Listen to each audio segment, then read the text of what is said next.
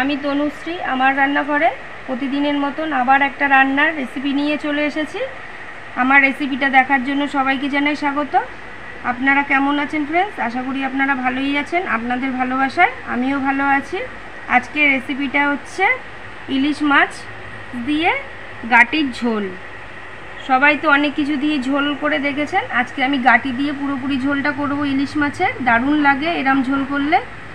ইলিশ মাছটাকে ধুয়ে নুন হলুদ আগে থেকে মাখিয়ে রেখেছি, থালিতে রেখে দিয়েছি। গাটি কেটে একটুখানি আমি নুন জল দিয়ে ভাপিয়েও নিয়েছি। কালো জিরে একটা মশলা আগে থেকে করে রেখেছি, সাদা জিরে, কালো জিরে, কাঁচা লঙ্কা আর রাঁধুনি বাটা, তার সাথে আছে চেরা কাঁচা লঙ্কা আর নুন হলুদ তেল, এগুলো তো লাগবেই। আগে থেকে গ্যাস অন করে খালি কড়াই বসিয়ে দিয়েছি। খালি কড়াই গরম হয়ে গেছে, কড়াইতে দিয়ে দেবো সরষের তেল। তেলটা গরম হওয়ার জন্য একটু সময় নেব। তেল গরম হয়ে গেছে, নুন হলুদ মাখা মাছগুলো ভেজে নেব।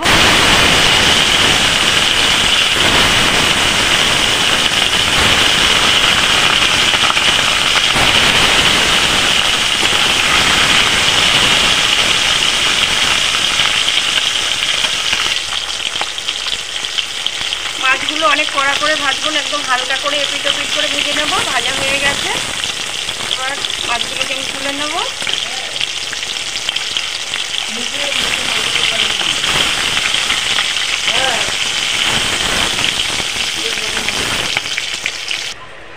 পুরো মাছটা ভাজা হয়ে গেছে।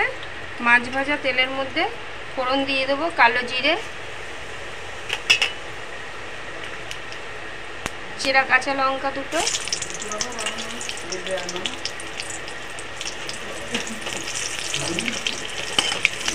ফোড়নটা ভাজা হয়ে গেছে।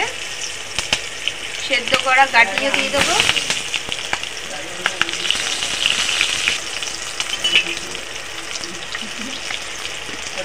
নুন দিয়ে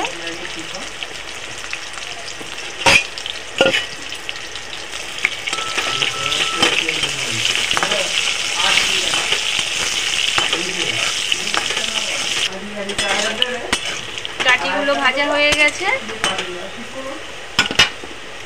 এর মধ্যে এবার মশলা বাটাটা দিয়ে দেবো। সাদা জিরে, কালো জিরে বাটা, রাঁধুনি আর কাঁচা লঙ্কা,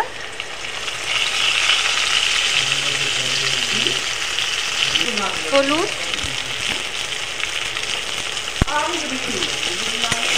ভালো করে মশলাটা দিয়ে কষিয়ে নেব।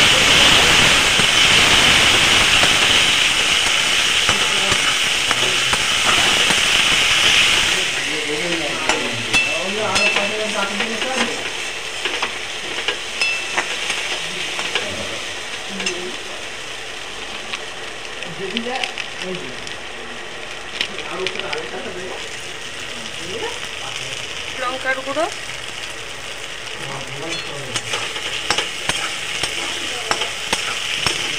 মশলা কষাতে কষাতে মশলা ধোয়া জলটাও দিয়ে দেবো। চেরা কাঁচা লঙ্কা যে কটা ছিল সেটাও দিয়ে দেবো। ভালো করে এবার কষিয়ে নেবো। একবার মশলা কষানো হয়েই গেছে, মশলা দিয়ে তেল ছাড়তে শুরু করেছে। যেহেতু কালো জিরা বাটা আছে ওই জন্য একটুখানি কালোর মতন লাগছে, কিন্তু এরকমভাবে কালো জিরে বেটে রাঁধুনি বেটে ঝোল করলে ইলিশ মাছের দারুণ লাগে স্বাদটা। পরিমাণ মতন জল দিয়ে দিলাম, যেহেতু পাতলা ঝোল হবে তাই জন্য জলটা বেশিই দেবো।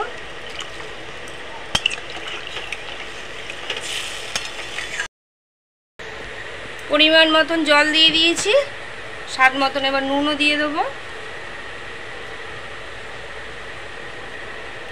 দিয়ে ঢাকা দিয়ে রাখবো, ঝোলটা তাড়াতাড়ি ফুটবে। গাটি যেটুখানি শক্ত আছে সেটাও সেদ্ধ হয়ে যাবে। বেশ কিছুক্ষণ হয়ে গেছে, ঢাকাটা খুলে দেবো। ঝোলটাও ফুটে গেছে।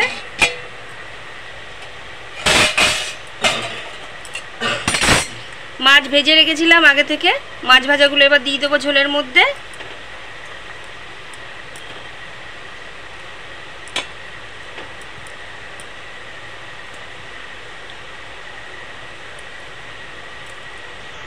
মাছ ভাজাটা দিয়ে দিয়েছি ঝোলের মধ্যে। এবার একটু ফুটবে, ফোটার জন্য একটু সময় নেব।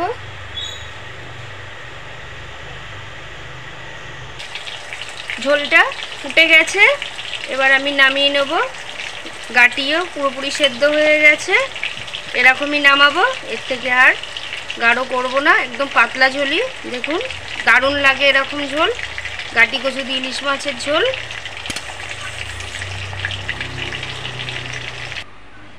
একদম পাতলা ইলিশ মাছের ঝোল। অনেকেই সর্ষে বাটা পছন্দ করে না, এরমভাবে একদিনকার বাটা মশলা 2 রকম জিরে, রাঁধুনি, কাঁচা লঙ্কা দিয়ে খেয়ে দেখবেন। আর যদি একটুখানি গাটি কচু ভালো লাগে তাহলে একবার দেবেন, দারুণ লাগে গাটি কচু দিয়ে এরম ইলিশ মাছের ঝোল একদম। আর ভালোবেসে প্রতিদিনের মতন পাশে থেকে একটা লাইক, শেয়ার, সাবস্ক্রাইব করে দেবেন। ভালো থাকবেন, সুস্থ থাকবেন। Thank you.